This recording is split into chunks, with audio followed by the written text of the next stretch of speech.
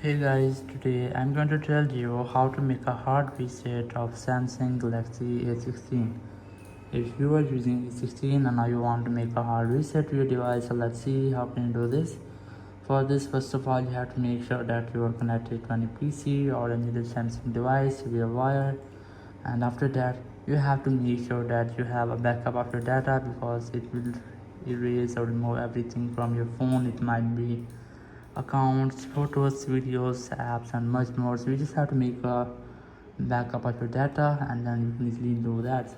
So first of all, you just have to press and hold volume down and the power button at the same time to wait until your screen goes fully black, and then shift your volume down to volume up and wait for Samsung logo. So let's try that. Just press volume down and the power button at the same time and wait for your screen goes fully black. You just have to wait for it will take a while, and then shift your volume down to volume up and wait for Samsung logo, just like that. Now release all the buttons and wait for that.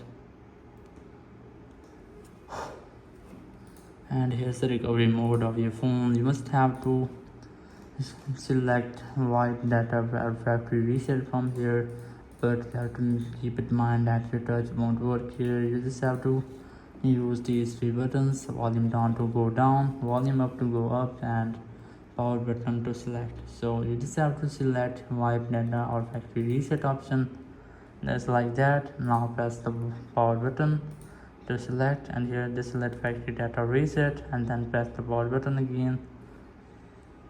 It will make a reset to your phone. Now you just have to select reboot system now, and after that your phone will have a hard reset.